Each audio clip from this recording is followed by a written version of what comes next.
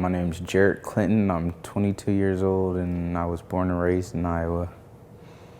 I was about 8 or 9 when I moved to Nebraska, and I stayed there for about 3 or 4 years, and I moved back. And I've always loved this state. I've never felt uncomfortable being here. It's always treated me well, and I've always grown to it. It's always felt like home, kind of. Growing up, I thought Iowa was the safest place because you hear about so much stuff happening in Chicago and a lot of other places like that in their communities, and it's just like in Iowa, I never really.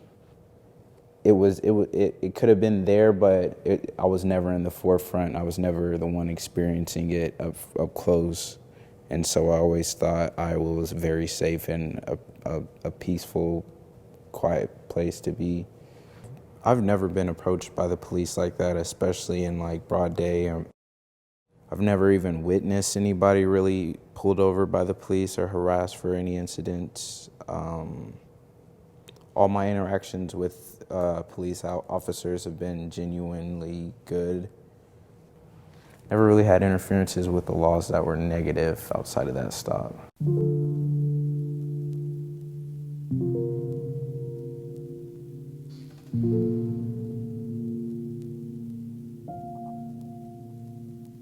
July 15th, it kind of started out as a normal day. It was me, I messaged my friend Trey to see what he was on. He had a new rental and he was just kind of driving it around.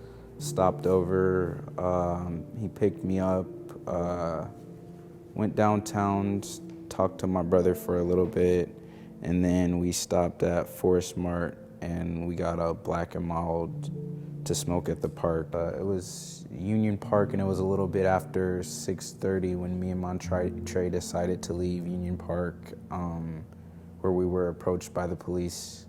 Yeah, Montray was the driver. I was in the passenger seat, and Montray was approached by Kyle Thies, which is the male officer, and I was approached by Mrs. Heineman. Once we left the park, we came to the stop sign, and then we noticed that there was a squad car that was behind us, and they either followed us out of the park or something, because we never looked back and saw them until we were at the stop sign. Then at that very moment, I knew that for whatever reason that we were going to be pulled over and stopped. I wasn't nervous because there was nothing to hide, or it was just like I just kind of wanted to see what their intentions were and understand why we were being pulled over. It just kind of seemed like a normal thing. Oh, it's just a normal traffic stop. They're just gonna see whatever.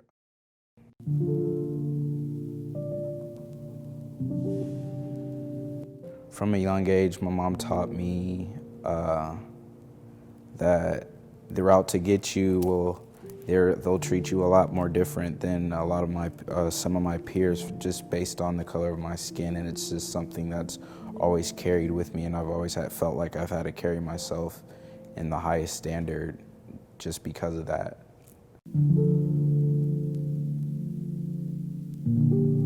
I had this gut instinct in my stomach that we didn't do anything wrong, and that this stop was gonna go very wrong. And I pulled out my phone, and that's when it kind of started. They probably followed us for about a minute, because 1 minute they were not there, and then a little bit later they were like right behind us, and they switched their light on. We probably got less than a block away from the park. Montray was approached by Kyle Thies, which is the male officer, and I was approached by Mrs. Heineman.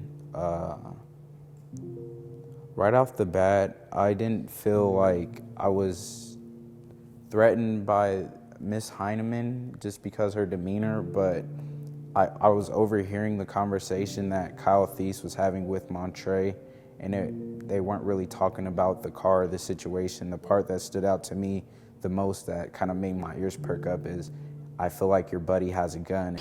What's going on, guys? Not much. What's up? How you doing, officer? Is this your car? Well, it's a rental right now. My car's been shot. Okay. Did something break down? Yes, sir. Gotcha. You guys just came from over at the park, right? Yeah, we just hanging out. That's it? Well, that's what we doing. Is this your car? I just told you my car is in the shop, officer. This is a rental. Okay. How do you start it? What do you mean? I just put my foot on the brake and I put it in drive and I Okay. drive, officer. So it's your car, though? Did they give you a fob or something? It's not my car, officer. Did they give you a key fob or something? Or Yes, sir. Officer.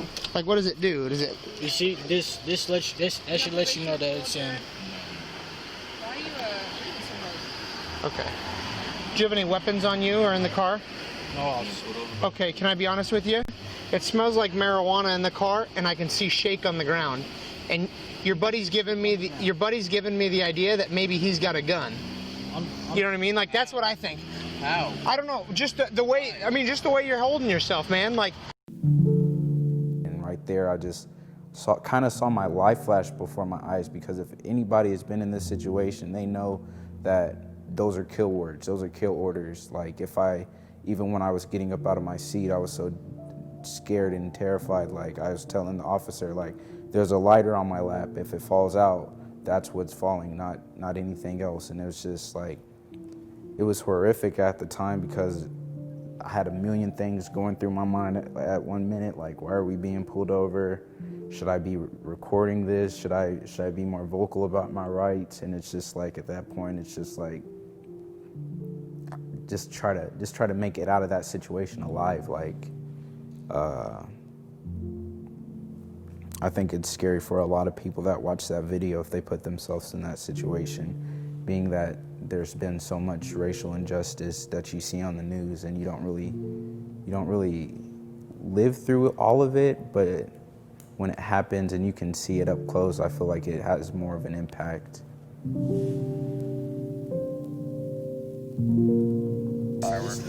You on probation or parole, Jared?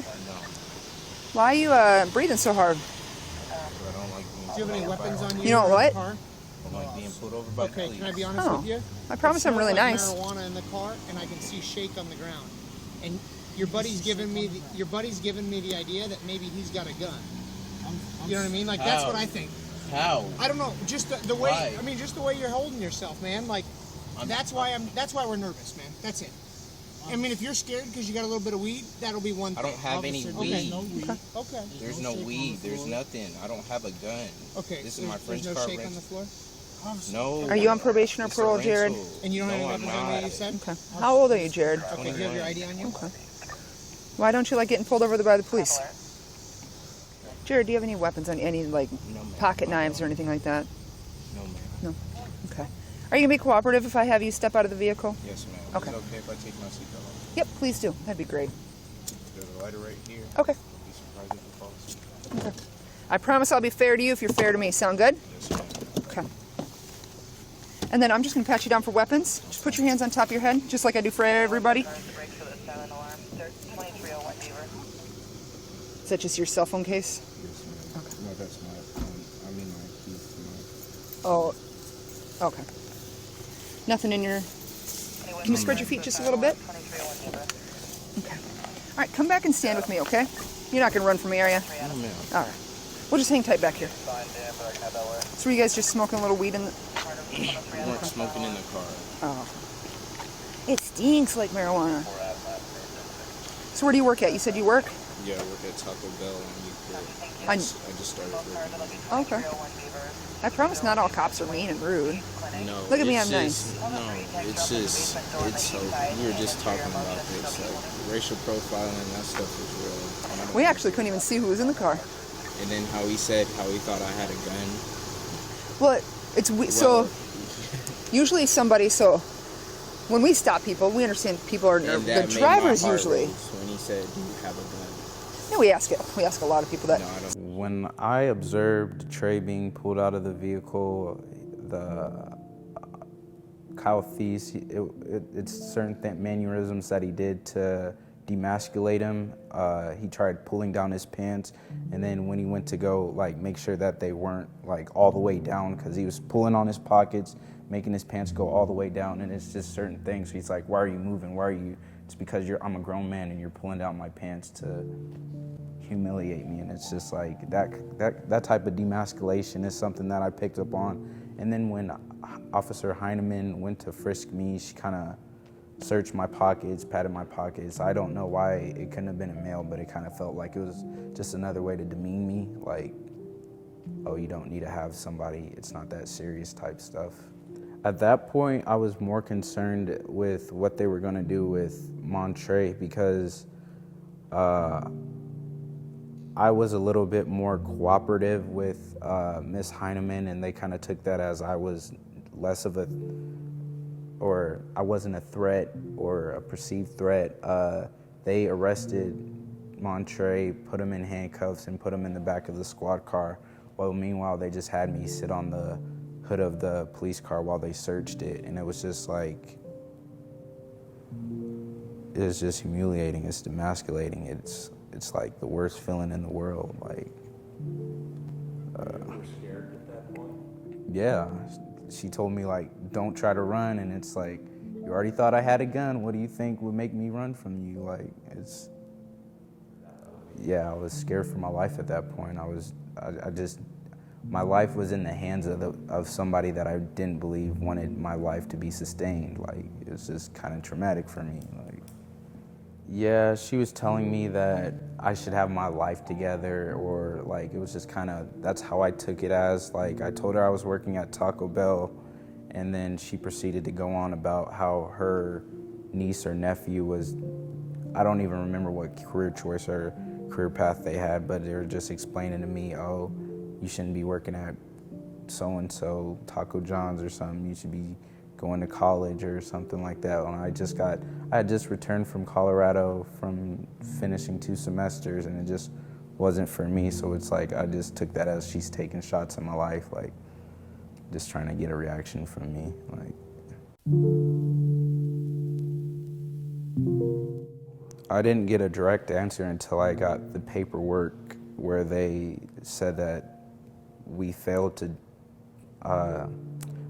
stop completely. That's what their excuse was, that we failed to stop completely at the stop sign, or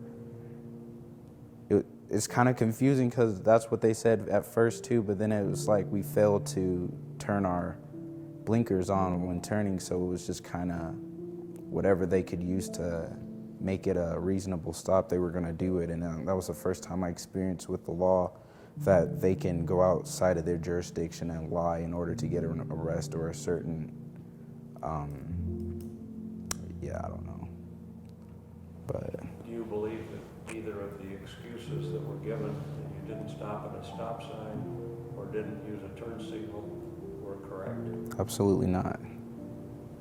Absolutely not. Like I said, if that was really their intentions on just stopping us to make us aware that it was a traffic violation, they easily could have just told us that and went about their day, but instead they turned it to, I'm in fear for my life, it smells like weed, you have a gun. And it's like, never have I ever had any interactions with anybody my age or race or anything that has went along the lines of anything like that. We didn't have any drugs in the car or anything that would make them suspicious of it smelling like anything. Or they found a bottle of Fireball, but I think Trey just had that from another night where he was with one of his friends or something, and that had nothing to do with us that day. But if you stop us and you say that it smells like weed and then you find a bottle, like, where's your argument? Where did all of this come from? Why are you even wanting to search the car? It's kind of like that. Like my Fourth Amendment rights were pushed to the side in order just to have them search the car, when he blatantly told him, like, you have no right to search this car.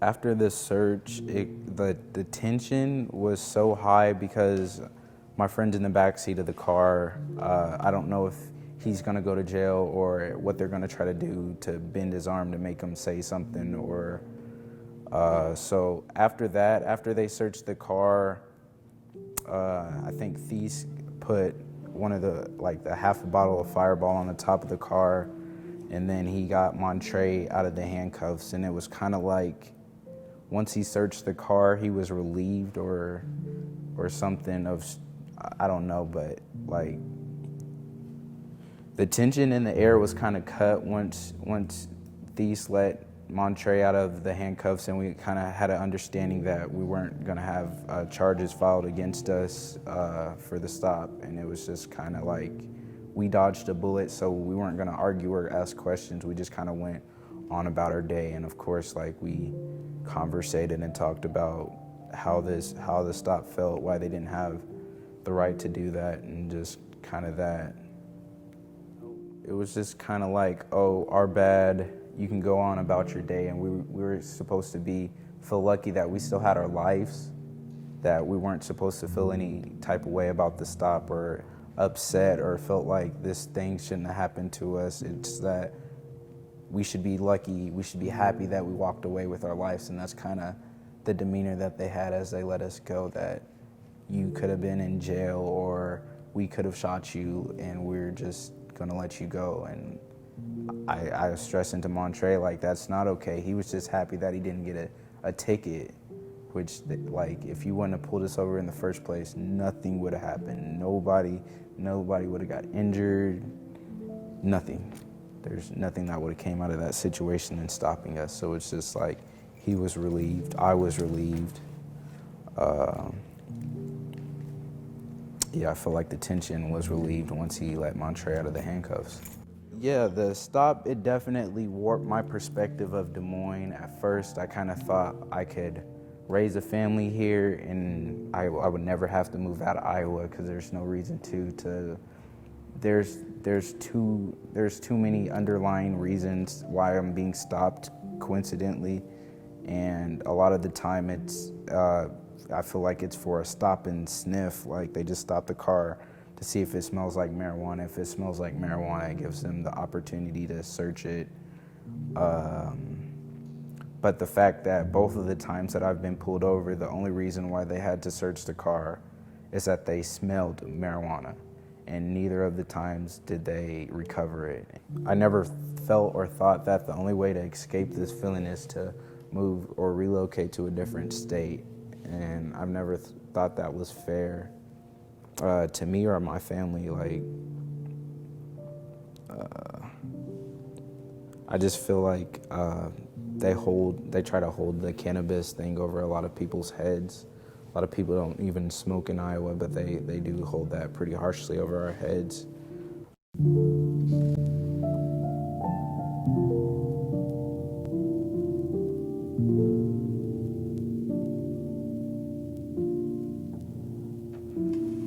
I used to be outgoing, life of the party. I'm trying to talk myself up. I used to be. Feel safe previously? Yeah, I felt safe. I never felt like if I was driving that I would be pulled over or threatened by the police. Like, I've never felt that way until up to this year leading. Now I don't feel comfortable going around my family. I don't feel comfortable going out in public, certain situations. I just feel like my existence is more, I can't even think of the word, but it's just like I'm so self-aware that it's just hard to be out in public. You feel paranoid? Yeah, I feel paranoid. It's to the point where I'm just paranoid of opinions, people's opinions. I feel like me understanding, like, the Des Moines Police's opinions on me and my friends, like, that translates to a lot of the interactions that I have with people that don't resemble me. And I think that's very detrimental to take that away from somebody. My confidence, my personality. I've been more emotional these past 2 years than I ever have, but it's not that I haven't been in touch with my emotional side. It's just to the point where more stuff's compiling and it's easier to break down or read into the situations or think about situations to the extent that I do.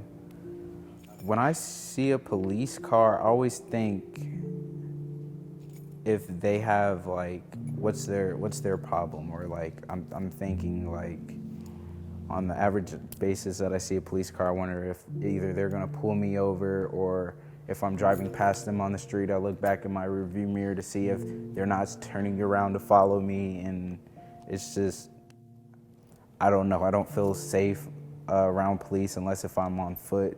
Like now,